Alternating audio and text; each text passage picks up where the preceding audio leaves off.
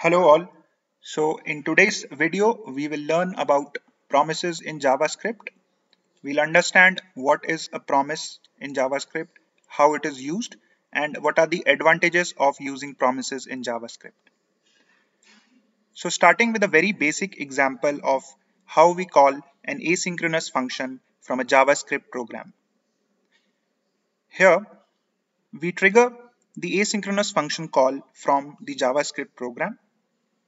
And in case of promises, it immediately returns a promise to the caller function.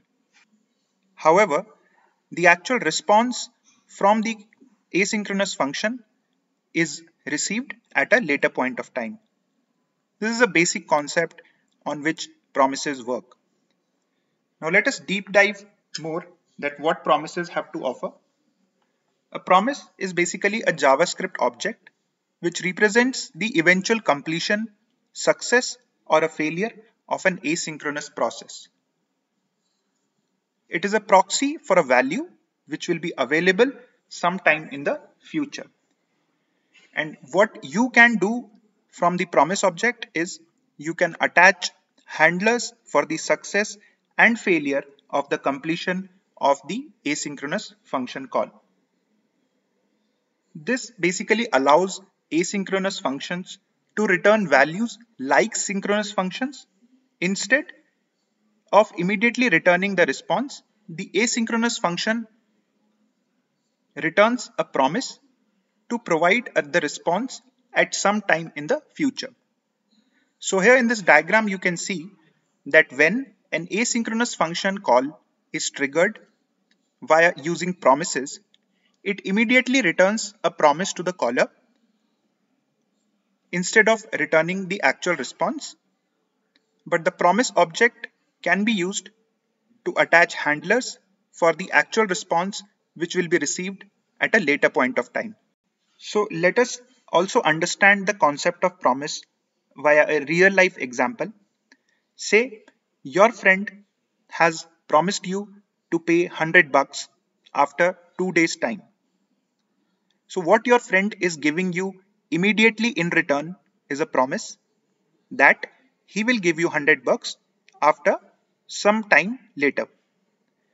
Now, what you can do with that promise which he has given you, you can plan accordingly that when you get those 100 bucks, what will you do with those 100 bucks? And in case if your friend doesn't give you the money, what will you do in that scenario? So this is called attaching handler functions to the eventual completion of the promise object. Now let us understand what are the three states of a promise. One is pending, which is the initial state of the promise object, which means that the promise has neither been fulfilled nor been rejected. If we compare this to the analogy of your friend promising you to give 100 bucks, when your friend has not given you the 100 bucks, neither he has refused to give you the 100 bucks, that is the state called pending for the promise. The second state is fulfilled, which means that the operation was completed successfully. In our example, the fulfilled state will be reached when your friend gives you 100 bucks as he has promised. The third state for promise is rejected, which means that the operation has failed, and in our example, your friend has refused to pay you 100 bucks at a later point of time. So these are the three states which a promise assumes, and based on these three states, we attach our callback functions to the promise object. Now, let us see a working example where we will call a function, an asynchronous function, which returns a promise, and we will see how we can consume the promise object, which is immediately returned by the asynchronous function call.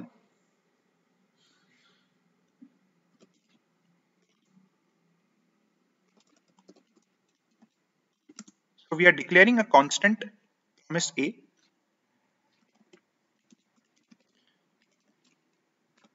and this is an asynchronous function call which we are triggering.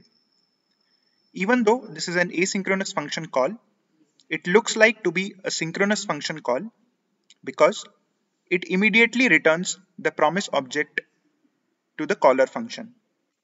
Now, what we can do with the promise object is we can take the promise object, use the then method of the promise object, and we can attach the success and failure callback functions here, which will get triggered once the promise gets fulfilled or it gets rejected. So we provide the success callback and we provide the failure callback function here. We can also define these failure and success callback functions.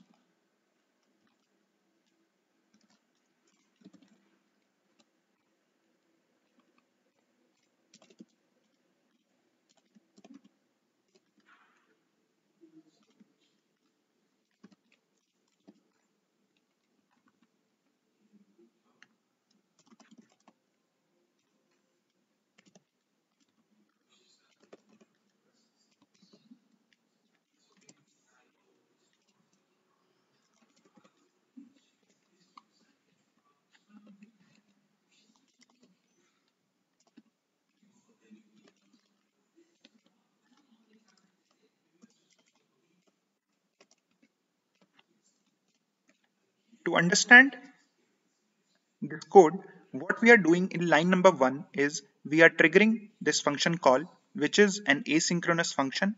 It is immediately returning the promise object, which we are storing in promise a constant.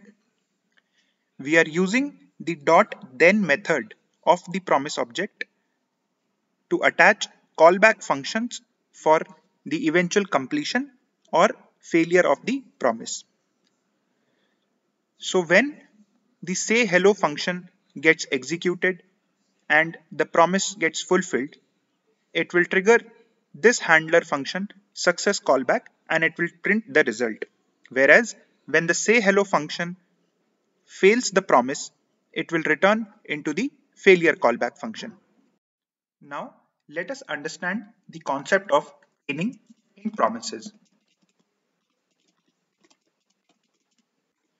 Generally, we have the need or the requirement to trigger multiple asynchronous function calls one after another, wherein we have to pass the response from the first asynchronous function call as an input to the second asynchronous function.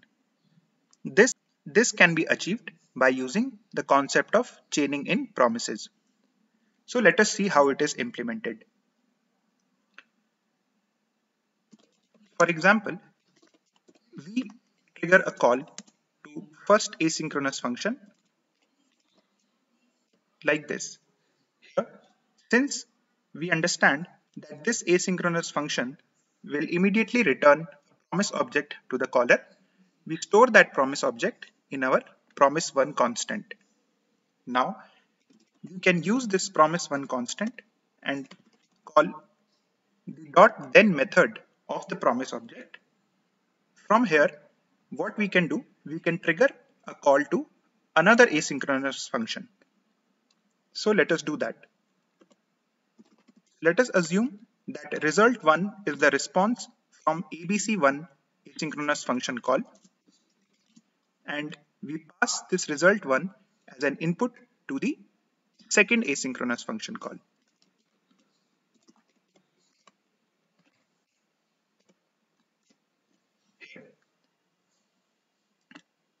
So what we have done here is, first we triggered the first asynchronous function call for ABC1 function. Once we got a response from the ABC1 function, we attached the success callback handler to our promise1 object, and from inside the dot then method, we trigger the call to the second asynchronous function. Now, important thing to note here is that inside the dot then method, the second asynchronous function which we are calling, it might return a new promise object. Therefore, the response or the return from this line of code, line number 15, will be a new promise object. Now we can use this new promise object and attach a new handler to it to, to trigger a third asynchronous function call. We write dot then and we take the result from the second asynchronous function and pass it as an input to our third asynchronous function, like this. So hope this concept is clear. It is very important that the asynchronous function which is being triggered from inside the dot then method, it should return a new promise object. Then we can take that new promise object and we can trigger a call to the next asynchronous function. Now let us trigger another asynchronous function call by using the dot then method. Result 3, and we pass it to the fourth asynchronous function.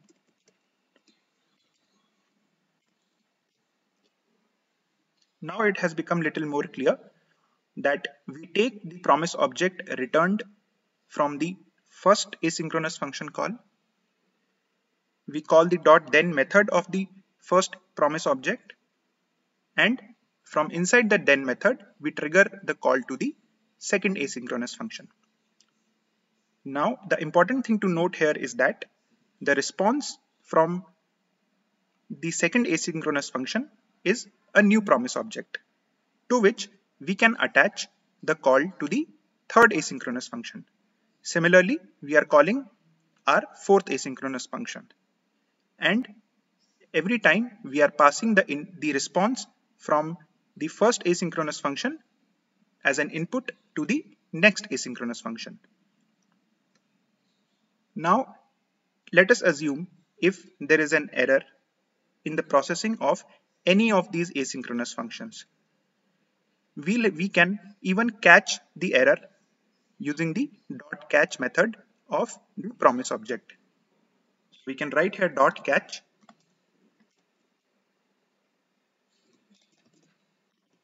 error, and here we can call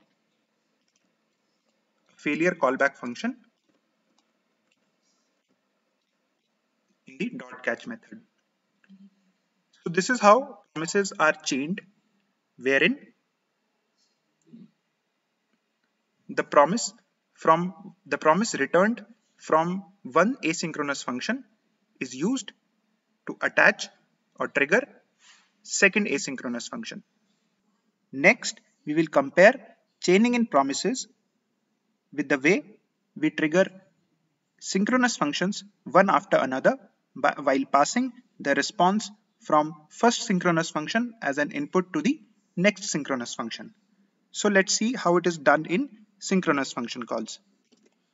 So we include a try catch block first of all.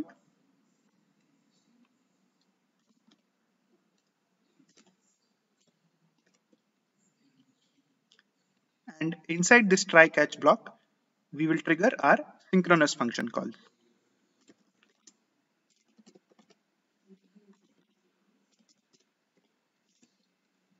So assuming this ABC1 is a synchronous function now, let me rename it to SABC1. And result 1 is the response from this synchronous function call.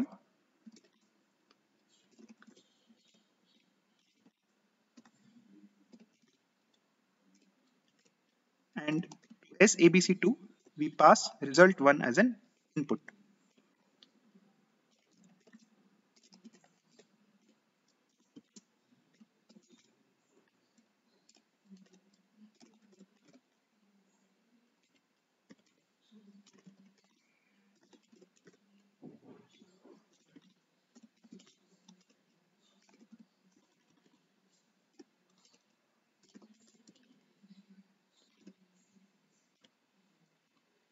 And if there is any error occurring in the processing of any one of these synchronous function calls, it will get caught in the catch block.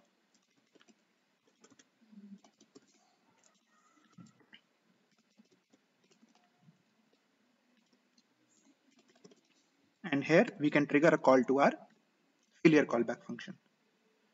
So you can see and compare how back-to-back function calls are implemented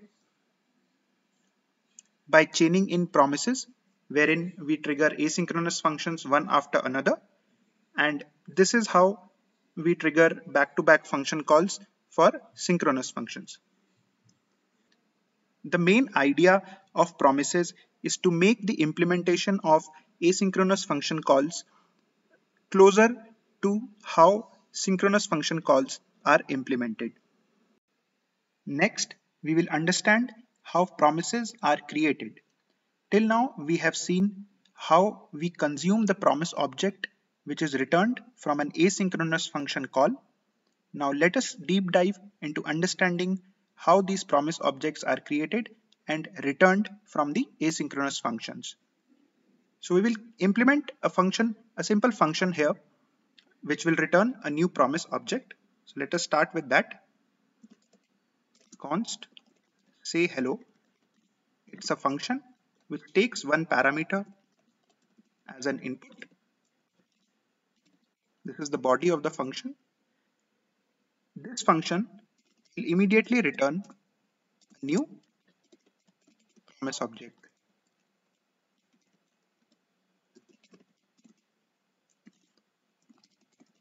Here we can see that the promise object has two parameters, resolve and reject, which will again be passed to the body of the function.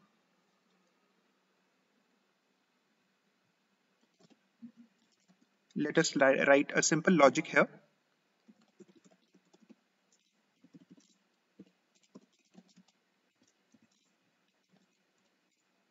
If the daytime value is morning, then we create a message, good morning.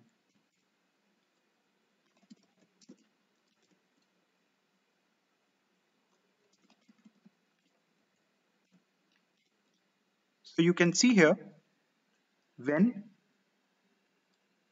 the promise of this function will be fulfilled, it will call the callback function resolve with the response of this particular function. Else, we will pass on an error message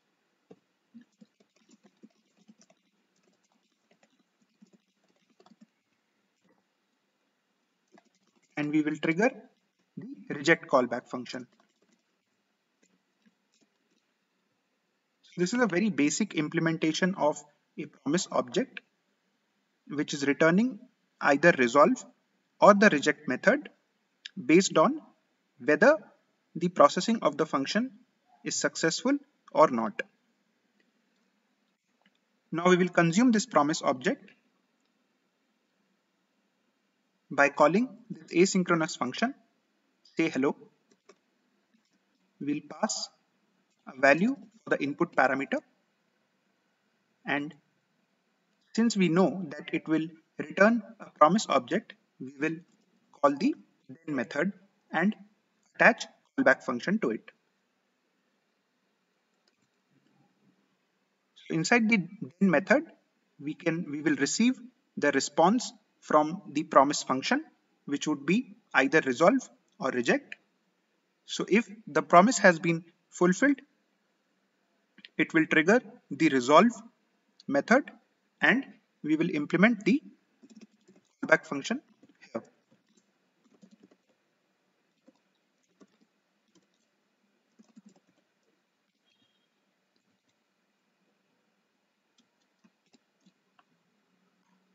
You can see we are not doing much with it. We are just printing the response from the say hello function once the promise has been resolved.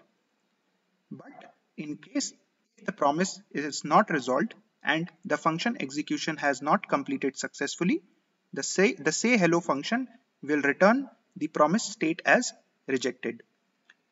To handle that, we will implement the catch method.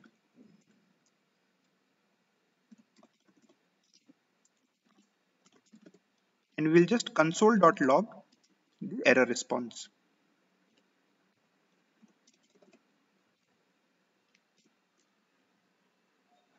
So here you can see that the asynchronous function is returning a new promise object with resolve or reject as the callback functions. If the promise is fulfilled successfully, it will return the resolve method. If the promise has not been fulfilled successfully, it will return the reject callback method. And when we call the asynchronous function, we get the promise object in response and we attach callback functions using the .then and .catch methods of the promise object. Now let us run this code to see the output.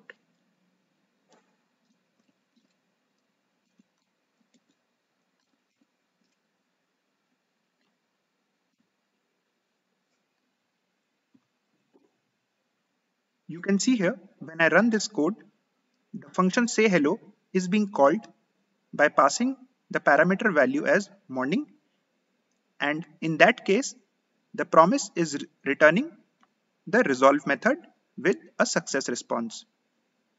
Now if we call this function with another parameter value which is not equal to morning, the promise object will return with a rejected response.